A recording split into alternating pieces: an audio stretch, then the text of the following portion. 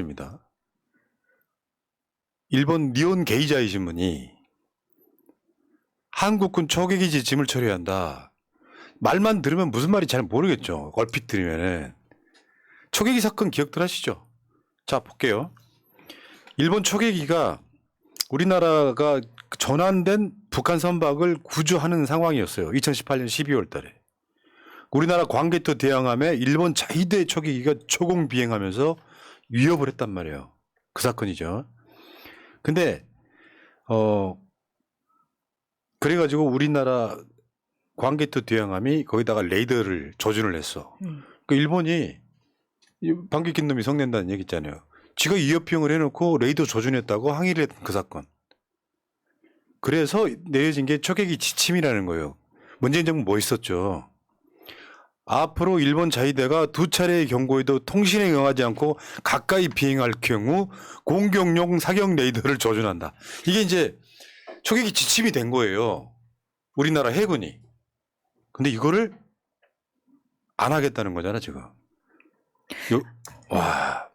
근데 이런 것도 우리나라에서 먼저 알려진 게 아니라 일본 보도를 통해서 우리가 이제 깜짝 놀라는 거잖아요. 사실 일본에서는 우길기 논란 하나랑 초계기 논란 하나, 이게 한국과의 큰 국방 이슈로 보기 때문에 만약에 초계기 지침을 철회하기로 한다는 거는 우길기도 이제 국내로 들어와도 되고 초계기가 저공 비행을 하면서 위협을 하거나 정찰을 해도 괜찮다, 이렇게 받아들이겠다는 겁니까? 네.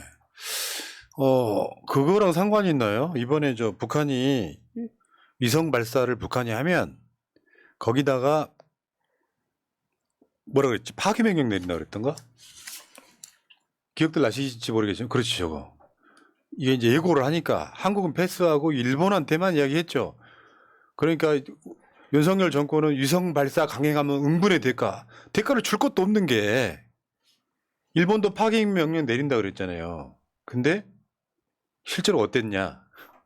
일본의 미사일 상태에 중대 결함이 있어가지고 전혀 대응을 못했다는. 그 일본 나라가 그런 나라예요. 코로나 때 팩스 보내고 이랬던 나라 아니야. 그래서 웃자고 하는 소리인데 초계기가 비행해도 저 새끼들 못 쏠 거야 생각하고 풀어주는 거야? 그건 아니지. 장난쳐? 근데 우리가 바라는 우리나라의 대응은, 아니 우리가 레이저를 쏜 게 잘못이야? 라고 대응해 주기를 바라는 거지, 아니 뭐 초계기가 날아도 괜찮습니다 라고 말하는 나라를 원하는 건 아니거든요.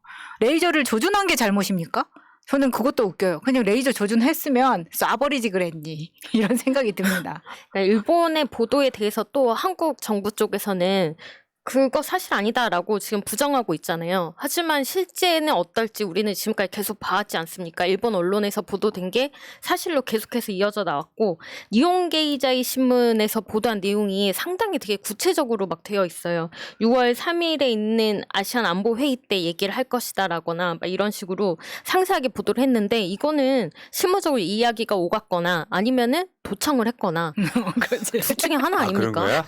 그런 거야. 대통령실에서 윤석열이가 뭐 이번에 초계기 지침이 어디다 풀어버리지? 그러니까 그래? 반색하며. 니혼 게이자이가요. 니혼이 일본이잖아요. 니혼 게이자이가 일본 경제신문이야. 여기 우리나라로 따지면 한국경제랑 비슷한 거예요. 그 신문이 보도를 했는데 이 새끼들도 단독을 아주 골고루 나눠주네요. 그러니까 우길기 입항하고 초계기 지침까지 해제하면은 한국 자체가 독립국가라고 보기는 어려울 정도 상황까지 가는 거예요. 그렇죠. 아무리 일본과 친하게 지내야 된다는 대명제가 있어도 일본이 한국한테 깡패짓 해도 아이고 형님 하고 고개 숙인다는 정말 부끄러운 사건들이 지금 연이어 일어나고 있습니다. 이 초계기가 독도 근처에 온다고 생각을 해보십시오. 거기에 대해서 우리가 계속해서 경고를 하는데도 아무런 조치를 취하지 않는다라고 하면 그런 일이 있을 수 있는 거 아닙니까? 이거를 그대로 한다는 것 자체가 말이 안 됩니다. 예. 다음에 이번에 오염수 관련해 가지고 IAEA 보고서를 이번에 맹탕 보고서라고 하죠. 맹탕 보고서. 왜냐하면 오염수 처리의 핵심 시설인 알프스라고 부르는 거, 이 성능은 빠져 있어. 간단히 말하면 일본이 떠준 물을 검사했더니 별 문제 없더라. 그러면 이런 거 있잖아요. 알프스라고 하는 그 정화 시설이 얼만큼 걸러내는지에 대한 검증이 안 된 거잖아요. 더군다나 이게 10몇 년 동안 걸렀다고 하면 계속 잘 걸러지는지 모르는 거잖아요. 어디 생수 사다가 부어가지고 IAEA 조사단한테 요거 우리 정화한 물이야라고 줘도 어떤 문제가 없는 건데, 문제는 앞으로도 일본은 그 원자로 폭발이 계속 진행 중이기 때문에 그 똑같은 알프스 시설을 통해서 걸러내야 되잖아요. 근데 이게 성능이 좋은지 안 좋은지 모르는 정말 말도 안 되는 보고서라고 볼 수 있는 거죠. 역시 IAEA도 일본이 준 자료만 토대로 거기에 대해서 문제가 없는 것 같다. 다 걸러내고 있는 것 같다. 이런 기존의 입장에서 더 나아가지 못했고, IAEA가 국제적으로 안전을 추구하는 기구가 아니지 않습니까? 이 문제에 대해서 좀 더 알려야 됩니다. 핵발전 진흥하고 공급하는 게 목표인 데에서 일본 방사능 문제 있다. 방사능 오염수 문제 있다. 이런 얘기를 어떻게 하겠습니까? 그러니까 저 확증 모니터링이라는 게 결과는 이미 정해져 있는데 일본 말고 객관적으로 보이는 IAEA가 더 확인해 준다는 의미에 가깝습니다. 그러니까 보고서에 저런 이야기 나오잖아요. 일본의 분석 방법과 기술은 높은 수준이다. 그러니까 IAEA하고 한국의 일본 놈보다 더 일본 놈스러운 놈들이 있는 거예요. 오염수 데이터는 세계 각국과 유의미한 차이가 없다. 근데 이미 채취했다던데 처리 전에 오염수는 빠졌어. 무슨 말이냐? 아까 그 같은 맥락이에요. 처리 전에 오염수는 이 정도인데 알프스를 거쳤더니 이 정도라고 나와야 되잖아요. 근데 어디서 떠온 물인지도 모르는 걸 주고 조사를 하게 만들면서 알프스가 갖고 있는 성능이 어떤 정도인지를 전혀 알 수가 없는 거예요.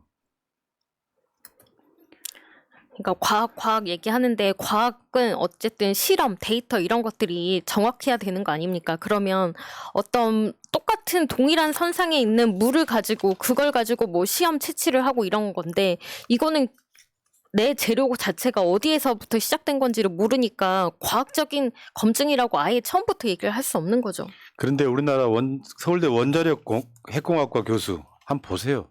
저런 애들이 교수입니까?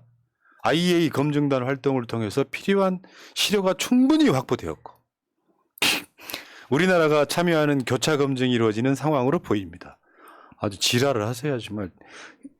원자 핵공학과 주한규가 있었던 바로 그 학교.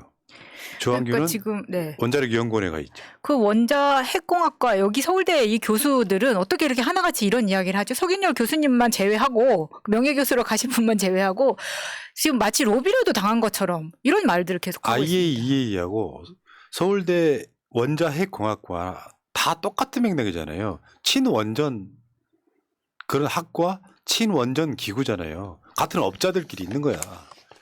왜 건설회사랑 건축학과 교수랑 다 짬짬이 하는 거랑 같은 맥락이라고 보시면 되죠. 그래서 지금 IAEA가 뭐 후쿠시마 원전 오염수 샘플 분석 방법이 적절했다 같은 소리는 눈 감고 눈 가리고 아웅하는 거죠. 우린 뻔히 알고 있죠. 여기에 넘어가시는 분들은 개돼지 이렇게 보면 될 것 같습니다. 이번에 그 후쿠시마 시찰단 명단이 공개됐잖아요. 어이구 봐봐. 원자력 안전위원장, 원안위원장 유국희를 제외하고 나면 다 똑같은 데서 나왔어. 한국원자력안전기술원. 저게 뭐냐면 원자력안전위원회 산하기구인데요. 얘네들이 해야 되는 일은 원자력을 안전하게 만드는 거예요. 근데 이런 놈들을 데려다가 실제로 짜어놓은 각본에 일본이 준 시료만 받아온 거에 가깝다. 근데 어차피 명단은 공개될 거라고 예상은 하고 있었지만 이렇게 전부 다 똑같은 데서 10여 명 정도를 일본으로 데리고 간 건데 저는 이 명단 보면서 이거 안전기술, 원자력 안전기술원 야유회 갔다 온 거 아니냐라는 생각이 들더라고요. 전부 다 하나의 목소리만 낼 거 아닙니까, 이 사람들이? 야유회 가는 것 치고는 후쿠시마 좀 너무 멀다. 본인들도 싫었을 거라고 생각합니다. 그렇지. 결국 일본한테 도움 주기 위해서 IAEA의 요식행위가 이루어진 건데 그렇지. 윤석열이 이미 일본 갔을 때 한국민의 이해를 구하겠다고 했던 건 이런 거죠. 일본이 짜놓은 각본. 본인들이 주장하면 안 되니까 IAEA가 검증해서 문제없다. 이미 거기까지 윤석열 대가리 속에 들어있는 거예요. IAEA가 검증해서 문제없다고? 그럼 내가 한국에 가가지고 한국 국민 이해시키기에 대한 나머지 다 요식행위. 그렇죠. 지금 그 단계의 과정 중에 있는 거라고 생각합니다. 참 놀랍습니다. 이런 나라에 살고 있어요. 이번에 KBS 보도 보니까요. 직접 원전을 설계한 박사, 일본 사람입니다. 제발 일본을 좀 막아주세요. 일본어로 한번 해봐요. 잘 할 수 있을 것 모르겠습니다. 같은데. 실제로 이분이 뭐라 그랬냐면은 그거 읽어줄래요? 고토 마사시 일본 원전 설계 전문가. 일본 정부, 일단 바다에 방류된 물질은 원래대로 되돌릴 수 없기 때문에 바다가 오염되는 것은 사실입니다. 그리고 안전하다는 걸 아무도 증명할 수 없습니다. 대형 탱크를 더 설치해 우리가 주장하고 있는 거죠. 정유 탱크처럼 큰 탱크를 더 설치해서 방사성 물질이 줄어든 20, 30년 뒤에나 방류해야 한다. 국제사회가 일본 정부를 압박해서 방류를 막아야 한다. 일본에서 원전을 설계한 전문가가 얘기하고 있어요. 이 위험성을 아무도 모른다. 일본 사람도 저렇게 얘기하고 있는데 한국의 대통령이란 놈은 저지랄을 하고 있다. 이런 얘기고요. 저번에 우리가 한번 보여드렸었는데 일본 후생 노동성, 우리나라로 따지면 복지 노동부 같은 거예요. 2020년 1월부터 12월까지 작년 내내 이제 일본 식품에서의 방사성 물질 검출 비율, 식품 가공까지 포함한 겁니다. 근데 이상하게 2021년하고 22년에 방사성 물질이 더 많이 검출됐죠. 심지어 작년에는 검출률이 11.5%예요.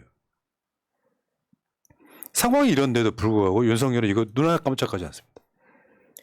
이런 상황인데도 계속 괴담이라고만 얘기를 하고 있고 지금 다른 방송에서 모니터링 하다 보니까 소금에 대한 이야기를 우리가 많이 했었잖아요. 실제로 소금을 사는 분들이 굉장히 많더라고요. 뭐 소금 20kg를 5포를 샀다. 나는 10가마니 샀다. 5자루 샀다. 시골은 막 20개씩 사고 있어서 소금값이 오르고 있다. 이런 식의 증언들이 지금 이어지고 있습니다. 국민들의 불안을 아무도 잠재울 수 없는 거예요. 놀라운 해안이 하나 있습니다. 한 8년 전에 새날 팟캐스트 애청자라고 하시는 분이 소금을 몇 포대를 갖다 주신 적이 있어요. 그때 왜 이렇게 많이 갖다 주시냐 그랬더니 그분이 언젠가 쓸 일이 있을 것이요. 그래가지고 그거를 뒷베란다에다가 다 나눠주고 한 포대를 남겨놨는데 소위 말하면 뭐 간수 빠진다 그러잖아요. 좋은 소금 됐어요. 저거는 그분을 찾습니다. 그래서 그때 소금 갖다 주신 분을 찾습니다. 자, 헤르비님, 새날의 퍼런나무님, 타이스 원전하시라고, 다음에 구자고님, 하바나님까지 감사합니다. 땡큐. 감사합니다.